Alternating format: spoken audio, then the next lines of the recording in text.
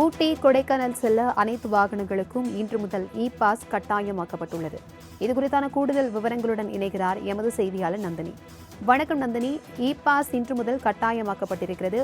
வாகன ஓட்டிகளுக்கு வேறு மாதிரியான என்னென்ன வழிகாட்டு நெறிமுறைகள் பின்பற்றப்பட சொல்லப்பட்டிருக்கிறது? விவரங்களை சொல்லுங்க.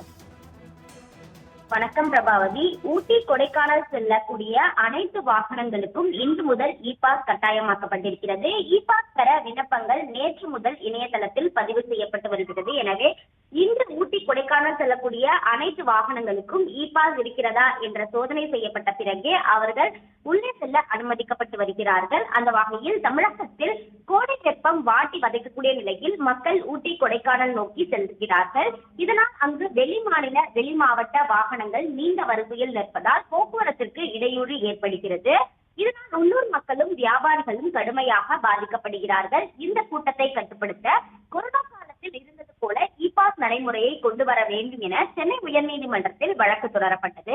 இந்த வழக்கை விசாரித்த சென்னை உயர்நீதிமன்றம் மே 7ஆம் தேதி முதல் ஊட்டி கொடைக்கானல் செல்வோருக்கு இ பாஸ் கட்டாயமாக்கப்பட வேண்டும் என உத்தரவு பிறப்பித்திருந்தது. இதையடுத்து இ பாஸ் முறையை கொண்டு வருவதற்கான பணிகளை ஊட்டி கொடைக்கானல் மாவட்ட நிர்வாகம் எடுத்து வந்தது. இந்த நிலையில்தான் ஊட்டி செல்ல இ பாஸ் பெறுவதற்கான இணையதள முகவரியை ஏற்கனவே வெளியிடப்பட்டது. அந்தபடி பார்த்தோம் என்றால் epass.tnega.org என்ற இணையதளம் வாயிலாக ஊட்டி கொடைக்கானலுக்கு செல்லக்கூடிய பொதுமக்கள் இ பாஸ் பதிவு செய்யும் நடைமுறையை பொறுத்தவரையில் நேற்று முதல் தொடங்கியிருக்கிறது. இந்த நிலையில்தான் இ பாஸ் நடைமுறை பொறுத்தவரையில் மிகவும் எளிதான ஒரு நடைமுறையாகவே பார்க்கப்படுகிறது. இ பாஸுக்கு உயர்நீதிமன்றம் அந்த வழிகாட்டுதல்களை வழங்கியிருக்கிறது. அதன்படிதான் அந்த இ பாஸ் சாப்ட்வேர் என்பது உருவாக்கப்பட்டிருக்கிறது. இந்த இ பாஸ் சாப்ட்வேரை பொறுத்தவரையில் பார்த்தோம் என்றால் இதில் விண்ணப்பிக்கும் போது ஒரு QR கோட் ஜெனரேட் ஆகக்கூடிய நிலையில் இருக்கிறது. அதை ஊட்டி மற்றும் கொடைக்கானலில் சோதனையில் உள்ள அதிகாரிகள் பரிசோதித்து அந்த வாகனங்களை அனுமதிக்கக்கூடிய வகையில் தான் இந்த இ பாஸ் என்பது தயார் செய்யப்பட்டிருக்கிறது. அது மட்டுமல்லாமல் இ பாஸ் நடைமுறையை பெறுவது மிகவும் எளிதான ஒரு வகையில் மட்டுமே உருவாக்கப்பட்டிருக்கிறது.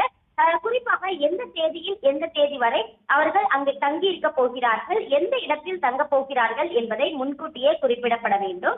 பயணிக்கக்கூடிய வாகனம் எந்த மாதிரியான வாகனம், அதே போன்று வாகனத்தில் எத்தனை பேர் பயணம் செய்ய இருக்கிறார்கள் என்பதையும் தான் இ பாஸ் என்பது ஜெனரேட் ஆகக்கூடிய வகையில் தான் அந்த இ பாஸ் சாப்ட்வேர் என்பது வடிவமைக்கப்பட்டிருக்கிறது. ஒவ்வொரு வாகனங்களுக்கும் வரும் இ பாஸ் பதிவு மட்டுமே கணக்கில் எடுத்துக் கொள்ளப்படும் எனவும், அதே போன்று ஒவ்வொரு வாகனங்களுக்கும் இ பாஸ் வழங்கப்படும் எனவும் தெரிவிக்கப்பட்டிருக்கிறது. அதே போன்று பொதுமக்கள் யாரும் இதில் அச்சம் கொள்ள தேவையில்லை என ஏற்கனவே தமிழ்நாடு அரசின் தரப்பில் தெரிவிக்கப்பட்டிருக்கிறது. இ பாஸிற்கு விண்ணப்பிக்கக்கூடிய அனைவருக்கும் இ பாஸ் கிடைக்கக்கூடிய வகையில் தான் அந்த ஏற்பாடுகள் என்பது மேற்கொள்ளப்பட்டிருக்கிறது. இந்த நடைமுறை என்பது இன்று காலை முதல் தொடங்கி இருக்கக்கூடிய நிலையில் ஜூன் 30ஆம் தேதி வரை நடைமுறை என்பது பின்பற்றப்படும் எனவும் ஏற்கனவே தமிழ்நாடு அரசின் தரப்பில் அறிவிப்பு வெளியிடப்பட்டுள்ளது குறிப்பிடத்தக்கது. தகவல்களுக்கு நன்றி நந்தினி.